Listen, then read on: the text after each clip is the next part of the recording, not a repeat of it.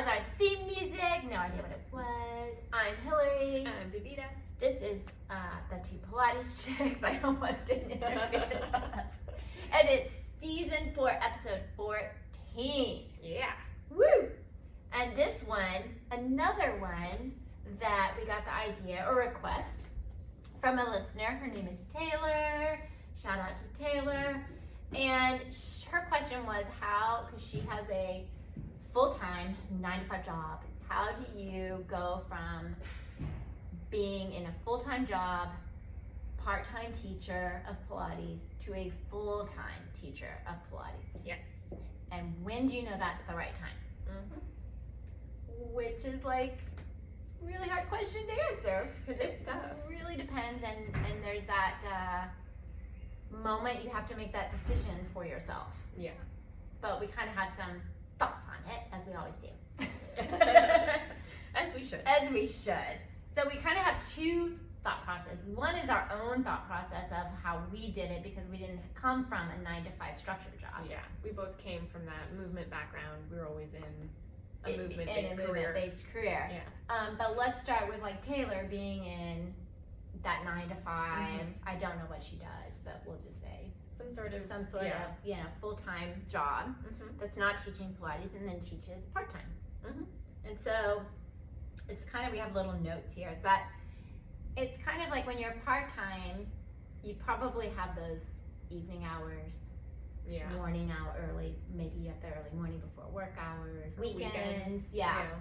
And so when I have people come through teacher training, and I've had engineers, lawyer, marketing person, and they start part-time as teachers. And you build your clientele, and then it becomes a point of, okay, I can't take on any more clients. Right. Because of my job. You have such limited hours. Such limited hours. So that's kind of that tipping point of, do I make this jump now? Yeah. Because there's no other way to do it. Yeah.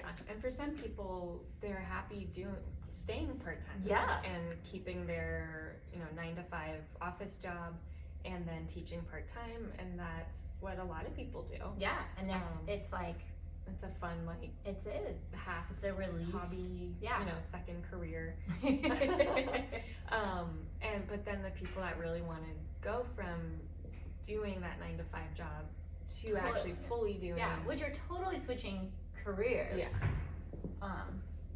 So that's, scary. It is. I mean, and people do that in lots of different careers where there's lots of career shifts, Yeah. Where you will be, in one sort of a 9-to-5, we're calling it job, and then switch to another type of 9-to-5 job, but different career path. Career path.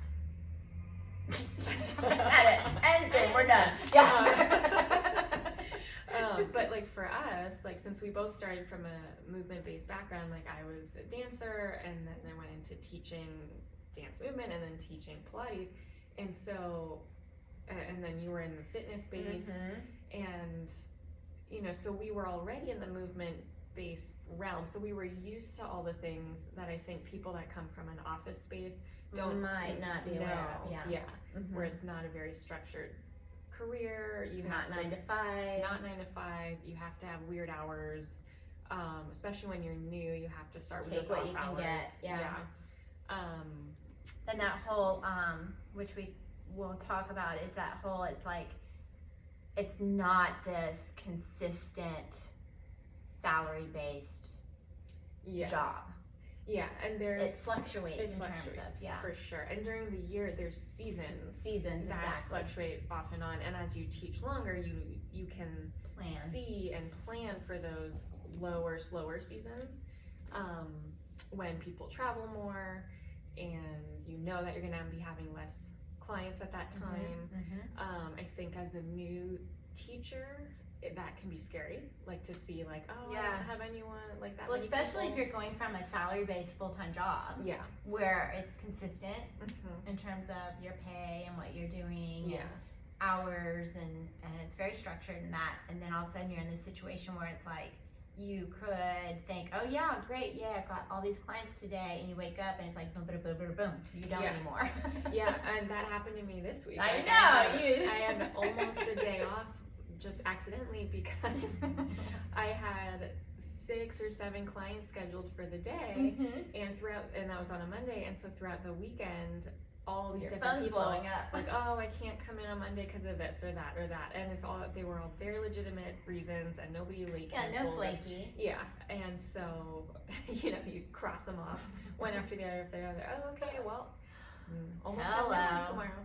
So, but to know that that's going to happen and be aware of that, but then you have days where you're crazy busy. Yep. And have people back to back to back, and you don't have a moment to breathe. stop. So I've learned how to appreciate those really slow, like weirdly relaxed days. Yep. Instead of being freaked out by it. Yeah. And that's something that if somebody is not okay with that, not the field for you. Yeah. Yeah. And I think that's because I know when you texted me and I said, "How was your day?" and you said, "Oh, I didn't go until 1. How did it was and great. I was like, woohoo! I was like happy. I was like, that sounds great. Where I was like, oh my god, what did you? Yeah. It's like, no, it's great. Yeah. Where moment. And I have some other like Pilates teacher friends who will say like, they're like, oh, I only have like 2 people tomorrow. I'm like, oh, that's nice. And they're like, oh, what are you gonna do? Go hiking? What are you gonna do? But like those people are like newer, and it's like they kind of freak out a little bit about it. And it's like, well, no, enjoy the day that's more relaxed, because the next day is gonna be busy. Yep. And that's, I think, if you talk about, are you that type of person that needs structure? Are you that type of person that your job has to have that structure? Because this isn't one that has that. Right. I mean, and I will say I am a person that likes in structure. In my life. I like to have my schedule and I have my regimen and yes, I don't like change. If I have something set, it better stay that way. And when it comes to this, we're different. It's a different style. I mean, you just know it's not gonna be set. But at the same time, like I try to make my schedule pretty structured. I'm like, I'm gonna teach from this time to this time, and those are the hours I'll be in the studio. And so you can make it structured for yourself, but you can't rely on it. Yeah. You can't control other people. And I think also when you're making that jump from a real kind of full-time structured job to that full-time teaching job, is knowing that, you've obviously been doing part-time, so you're coming from these hours of either early in the morning or late in the evening or the weekends. You're going to keep those, obviously. Yeah. Because that's your bread and butter right there. Because you already have clients. You already have clients. In those times, yeah. And then it's just like, you're just filling in, like taking whatever, however. Yeah. So I know, and we'll kind of go into it, but you could have like a 6 o'clock client, a 7 o'clock client, and then you're in now this full-time teacher, and the client wants 1, and you're like, well, it's like, well, you got to do it. You have to do it. Yeah. And eventually, like you said, you teach so long that things shift and things become. Yeah. And then you can get more into a structured. Right. Yeah. I mean, and I say like I created a structure for myself, but it took years. Years. And I like when I first started teaching, I would go to the studio and I had, let's say, an 8 a.m. person. And then I would have maybe 8, 9, maybe 10. Go home. Yeah. Come back like 3, 4, 5. Yep. And then have an 8, 9, 10 or something like that, which these days sounds crazy. But we that's did what you do. Yeah. And you have to take the people that want those times when you're trying to build up. Yeah, and that's just it, because that's the other thing is like you have this structured full-time job, and maybe it's a desk job, whatever it is, and now all of a sudden you're making your schedule, you're setting your appointments, you're taking the phone calls and the emails and whatever it is. Yeah. So you have to do kind of like all of it. Yeah. It's not just teaching. It's not just teaching, and that's part of why I sometimes tell new teachers, like, teaching is not 35 hours of teaching, like full-time teaching. You're not just 40 hours of teaching. It's not just your time in the studio. Yeah, because you have to plan for your sessions, you have to schedule your clients, you have to email your clients, you have to go back and forth, and that's a lot. There can be a lot of back and forth. Yeah, definitely. And then a lot of changing and rearranging. But that's all part of it, and you're not necessarily getting paid for for every minute that you're doing that No. work, but that is definitely part of it. Yeah, and that's the other thing, is like you're kind of working a lot for free. In a way, because your time is like, you're not being paid for the time that you're scheduling, you're not being paid for the time that you're booking and planning your sessions or whatever it is. Yeah, and that is just, again, something that people just need to be aware of when they go into this kind of stuff full time. Yeah, and I think when we talked about being not structured and those off hours and not being kind of salary based, is realizing that you don't really know every year what you're going to be kind of making as a teacher, because that does change, and clients come and go. Yes. And just because you have a client doesn't mean that client's going to be with you for 20 some odd years. Right. Although luckily we're lucky enough, I've had some, but it's not, people move, people move, they have different change jobs, or they get whatever, things change, and so you can't rely on, this is my schedule, it's going to be like this forever. Yeah, I mean, and it's nice to have some change too, because it makes it interesting. It makes it more interesting, and I mean, people move, people get sick, they go here and there, they fall out of Pilates, whatever. We can't control those things. No. And I think if kind of going into so you have that full-time job and you have to make that decision, I really think it's a individual decision in terms of when is that moment to make that leap. And it's scary, it's frightening. Yeah. Because it's very uncertain teaching. It's very uncertain, like, will you get clients? It's very uncertain, how long is it going to take you to build a full-time schedule. Right. I mean, and one of the things we were saying before was, once you build up your full-time schedule, like you build up your schedule, you're going to have to rebuild it again. Yeah, it just keeps... You build it up, it falls apart, you build it up again. It falls apart. So, and that just, again, is one of those non-structured things that you just need to be okay with. Yeah. And not freak out when you have to rebuild it again. Yeah. But I think that tipping point that we were thinking about, like, we were mentioning it before we started recording today, was like, for me, like when I decided, because our experience, we've never had that real not a like full, not a 9 to 5 full structured job like that. I mean, and like we said, we both came from like a movement background, so it was similar. There were a lot of similarities. Yeah. But the closest that I did was when I was at one studio that I'd been teaching at for 2 years, and I was like the head person, and I was one of the lead instructors, and then I was starting to work somewhere else that became an opportunity to build up a new studio, and I decided to take that opportunity, and for a while I did both. And I was like, well, I'm not going to leave one until I build the other up more. And then I kept building up and up and up and up with the new studio, and then it was that certain point where I was like, I can't keep going back and forth. I can't do both. And it was scary to leave the one studio for the new studio, but it was the right decision ultimately. And at the time, it was finally like, I have to pick one or the other, and I'm going to. And that was kind of my same situation. I was at where I was when I got certified and trained, and I was at I was the group fitness director, so I had all these classes, and it was a private club, and I'd been there forever, and then Susan, my mentor, and I convinced them to, I don't know how we did it, but we went to the general manager and convinced him to build us a Pilates studio, and so we got a Pilates studio, and then it became obvious that I couldn't stay there because they were gonna sell, it was being bought out. Yeah. And so we were given that opportunity of, you can stay here till the end or you can go. Yeah. And so it was this moment of, okay, I could stay here, and I got an offer at another studio like you did. And I can kind of like go in between both, and I was like, for me, I was like, I can't.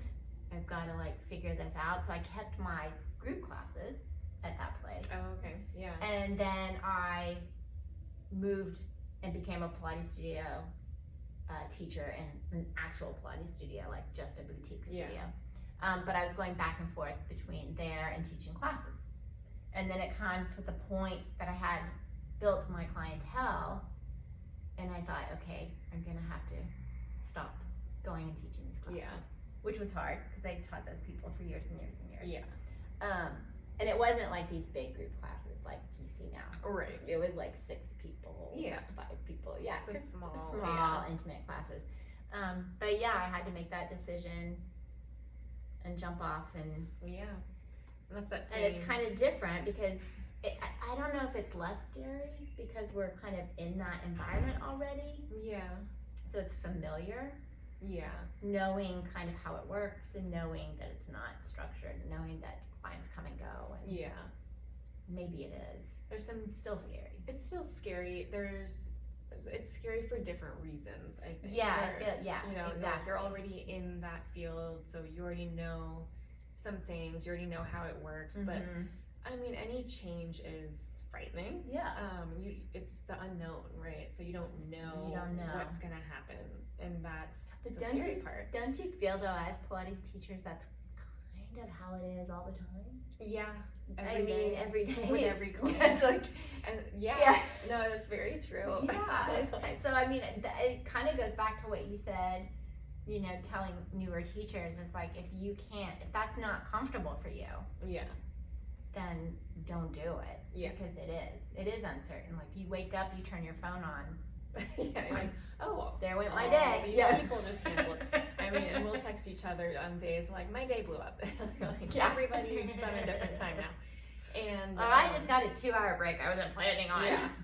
And so in those breaks, I'll always like have my computer with me. I'll do some work. I'll do maybe my own Pilates session. And so you learn how to use that uncertainty to your advantage. Yeah, to actually get things done that maybe you're like, oh, I didn't think I could do that today. Yeah. Like your workout. Yeah. If you didn't think you're gonna have time for a Pilates session, like, oh hey, this person canceled, I'm gonna work out for them. Or I'm gonna answer all these emails, or I'm gonna work on my blog, or I'm gonna do Exactly. I'm this. gonna catch up on some writing. Catch up.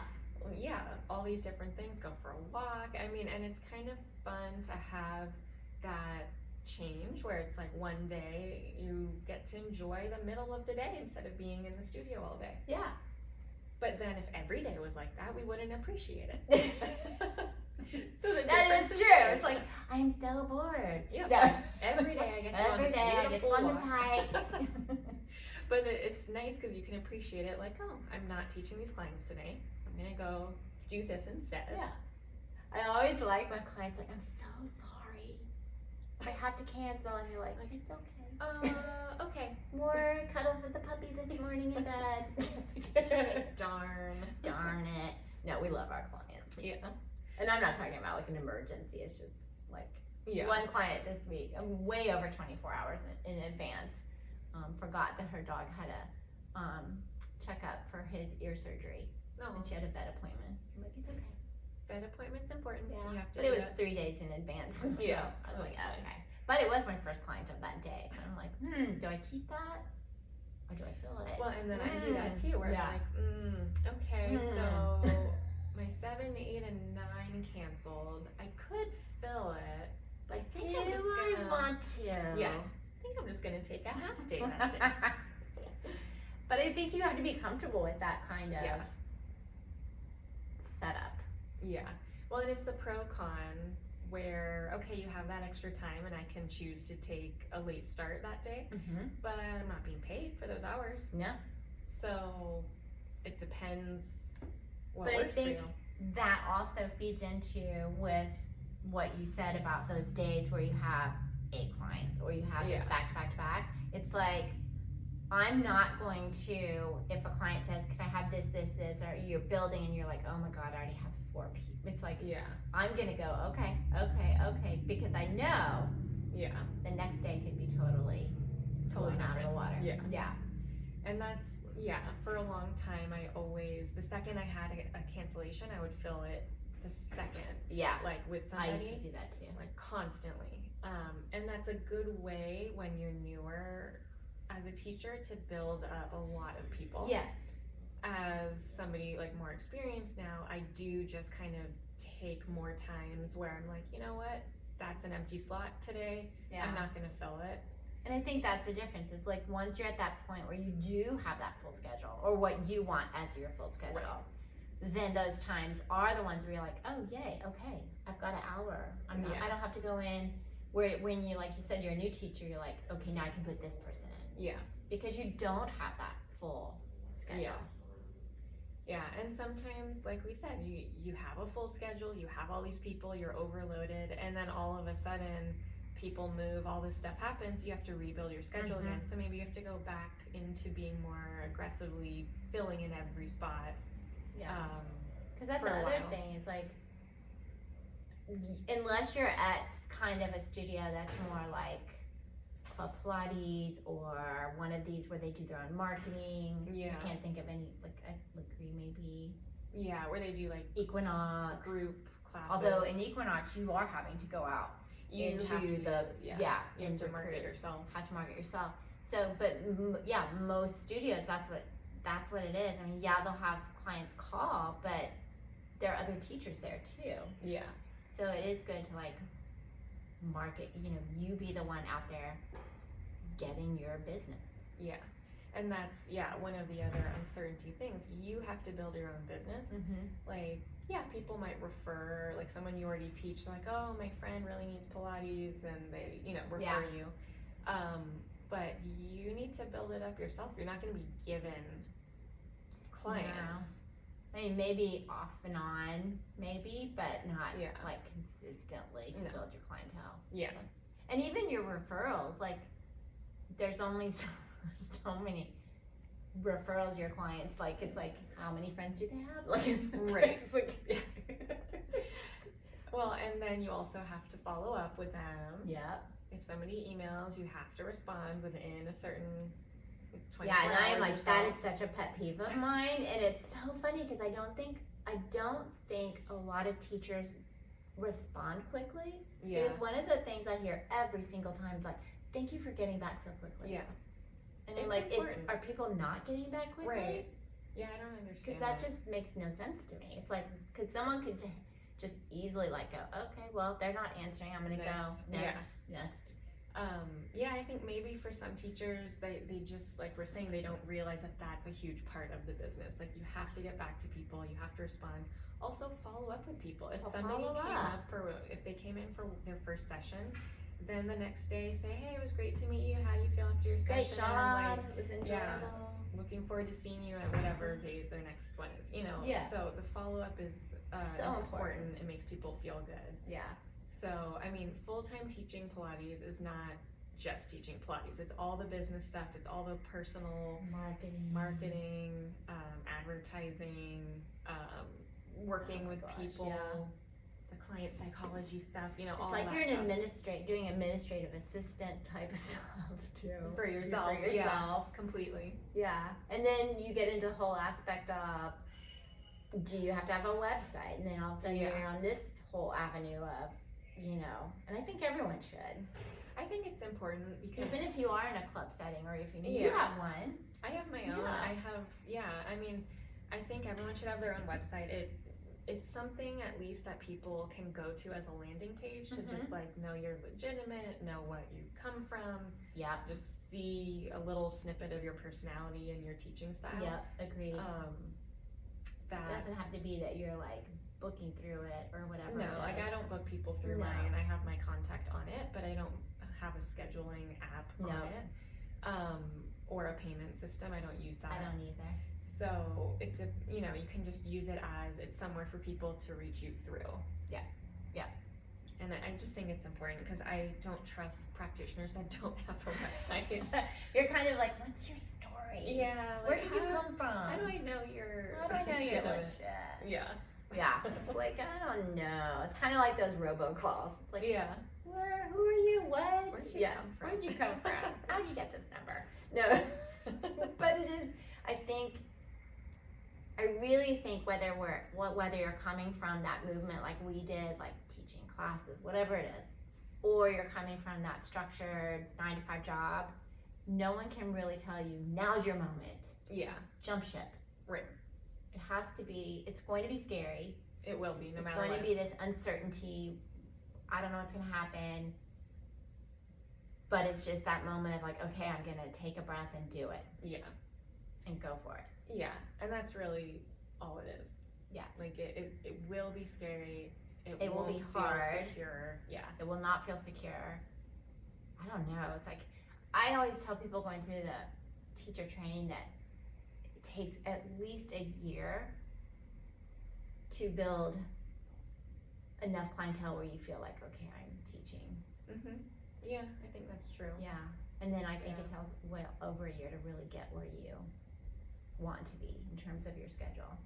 Definitely. A few years, I think. Yeah. Because it just starts to adjust. And I always tell people, don't ever give up a client and take whatever client you can get, no Yeah. matter what time it is. Oh, I did 5:30 sessions Oh, a yeah. couple times. That didn't last very long It because didn't last very long for me the either. person didn't. The wanna person be there didn't get it either. But Yeah. I did get my butt to the Mhm. studio for a 5:30 session because I the did person too, asked on for it. Tuesdays and Thursdays. Mm. I remember her. And it was Yep. the same thing. I'd get to the studio. So I overslept. Really? Right. Oh, yeah. Great. I could have too. I could have too. Yeah, and then I had her, and then I didn't have anyone again until like 8:30. Oh, yeah. And then I had like 8:30 or 9, and like you said, 10, Yeah. 11, 12, whatever, and then you'd go off, and then I'd come back. Yep. And, yeah. And I did that for years. Yep. Not the 5:30 thing. No. Yeah, and then it gets to you're like, no, I don't do 5:30. Yeah, I don't do that anymore. No. Like, no. But when you're trying to create that full-time business, when You're gonna starting do out, it. you have to take what people ask for. Yeah. To a certain extent, you need to make sure you're like safe and healthy and like able to do it, but you do just kind of need to take the times that people ask for and never give up a client, because I've gotten plenty of clients from Mhm. other clients who I was like, oh, I so wish I didn't have to deal with this person anymore. And then that person ends up falling off, but they referred somebody else, Yep. and then I have this amazing client from Yeah. that person. Yeah. And that's just it. It's like, don't ever give up a client, because it really does. It's like, it just adjusts naturally. It does. And then you're all of a sudden you're like, oh, look, I have this schedule that I like. It works. Yeah. But I didn't plan it. It just kind of happened. Yeah. So that's, yeah. So it changes. It changes. And I think that's one of the good things. If you're going from that structured job, is to realize you're going into a job that changes and grows and shifts and changes and Yeah. has moments of like, oh my God, I can't see this many clients today. So Yeah. like, wait, I have a whole morning off. Yep. Yeah. Yep. Yeah. And it's nice. Yeah. So yeah, I think it's just really up to the individual. It's very No one personal. can really tell you Super, super individual. You just have to know in your gut what you're doing in terms of like what you're getting into, like all these things. what your talking about. expectations Yeah. are. Did we already do that episode? Did we? We've talked The about that a realities? little. Yeah, the okay. realities. The of realities. teaching. I don't think it's come out yet though. I'd have to look at. Yeah, we have to look at it. Yeah, we don't know. But yeah, we do have an episode of the realities of teaching, of all these sorts of things, of what to like actually expect as a teacher. Yeah, that you don't realize. You're like, oh, yeah. wait, what? That is I part don't of, think it's come out yet. but that's all the things that are part of full-time teaching. Yeah. So when you're finding that tipping point, finding that time to jump into it, There you go. just knowing that those are all the realities of teaching. Yeah. Yep. I think that's good. I think we answered Taylor's question perfectly. She's like, it's so clear now. Oh, it's so clear. So clear. You can But- always message us if you still. Yes, if you're still confused, or anyone else. But our sponsor, Yes. even though we'll have already done it, we are heading to the Beverly Wilshire. That sounds so like frou-frou, doesn't it? It does. Yeah. We're going there for a cabana work day. Yes, we got a cabana by the pool, and we are gonna work. We're bringing our computers, Mhm. but we are gonna eat Yes. and enjoy the pool, Yes. and just kind of have a chill work day. Which sounds so We nice. may actually take naps because we're gonna be like Oh, in the cabana. Like it's like, wait, what? Did we fall asleep? Like, Oh, yeah. work and nap and eat. Sounds perfect. But if you are ever in LA, check out the Beverly Wilshire because it is. It's a beautiful. It's lovely. It's lovely. We're not staying there because we can't. but it's very pretty. It's very pretty and Nice I to like the visit. whole, I like the whole vibe of it. So anyway, that's it. Yeah. That is season 4, episode 14. Woohoo! Woohoo! And done. Yep. Bye guys. Bye guys. Bye. That was good. Woohoo! Woohoo! Now I'm getting hungry. Yes. We need pictures. Oh Crap. Crap. Ugh. Let's make it quick and then we can go eat. Did we stop that? Yeah. Yes. No. No. Yes. No. No.